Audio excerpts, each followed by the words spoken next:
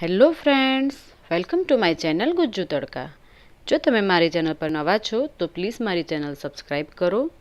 Friends, આજે હું તમારા માટે લઈને આવી છું ચોકો ગુલ્ફી, જે બનાવવામાં એકદમ ઇઝી છે અને આમાં આપણે ગેસની પણ જરૂર નથી। તો ચલો બનાવવાનું શરૂ કરીએ। તો સૌપ્રથમ અહીંયા મેં પાર્લેજી બિસ્કિટ લીધા છે 3 પેકેટ। તેને આપણે આ રીતના એક પ્લેટમાં લઈ લઈશું। હવે તેને આપણે નાના નાના પીસ કરી લેવાના છે।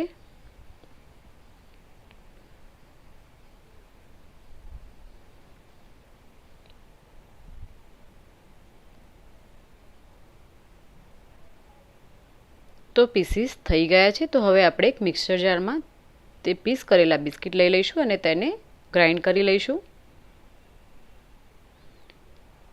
ત્યારબાદ હવે આપણે 4 ચમચી મિલ્ક પાવડર એડ કરીશું। 4 થી 5 ચમચી કોકો પાવડર એડ કરીશું। 1 બાઉલ મલાઈ જે ફ્રેશ છે તે લઈ લઈશું। 2 થી 3 ચમચી અહીંયા આપણે સુગર લઈશું। સુગર અહીંયા આપણે ઓછી લઈશું કારણ કે બિસ્કિટમાં પણ ઓલરેડી સુગર હોય જ છે।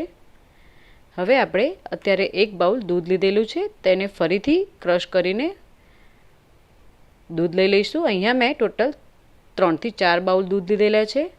તો તમે જોઈ શકો છો અહીંયા આપણે આ કન્સિસ્ટન્સી જ રાખવાની છે। તો હવે અહીંયા આગળ થોડી ચોકલેટ ચિપ્સ એડ કરી લઈશું અને તેને બરાબર હલાવી લઈશું। ચોકલેટ ચિપ્સના કારણે છોકરાઓને ખૂબ જ ભાવે છે। તો આ રીતનો અહીંયા મોલ્ડ લીધેલો છે અને તેમાં આપણે ભરી લઈશું। તો આ રીતના બધા મોલ્ડ આપણે રેડી કરી દઈએ।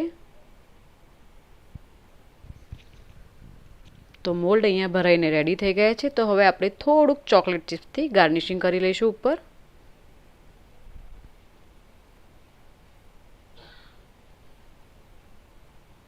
હવે આપણે એલ્યુમિનિયમ કોઇલથી તેને રેપર કરી લઈશું અને ચપ્પાની મદદથી આપણે આ રીતનું હોલ કરીને એક સ્ટીક અંદર મૂકી દઈશું।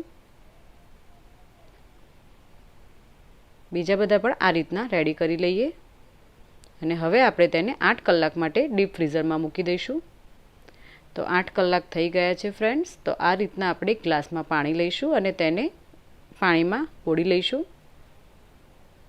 તો બોળ્યા બાદ હવે આપણે તેને હળવા હાથે ગોળ ગોળ ફેરવતા રહીશું અને નીકાળી લઈશું, તો તે ઇઝીલી નીકળી જશે। તો તમે જોઈ શકો છો ફ્રેન્ડ્સ, આપણી ચોકો ગુલ્ફી અહીંયા રેડી થઈ ગઈ છે। તો આપણે તેને એક પ્લેટમાં કાઢી લઈશું અને ઉપરથી આપણે તેને ચોકલેટ સિરપથી તેને ગાર્નિશિંગ કરી લઈએ। તો ફ્રેન્ડ્સ, આપણી ચોકો ગુલ્ફી અહીંયા રેડી થઈ ગઈ છે। તો લાગે છે ને એકદમ માર્કેટ જેવી ગુલ્ફી। તો ફ્રેન્ડ્સ, આ ઉનાળામાં તમે પણ આ ગુલ્ફી ઘરે બનાવો અને કેવી બને છે તે કમેન્ટ કરીને મને જરૂર જણાવો। આવી જ રીતે આપણે મળતા રહીશું અવનવી રેસીપી સાથે। મારો વિડીયો પ્લીઝ લાઈક અને શેર કરો। બાય।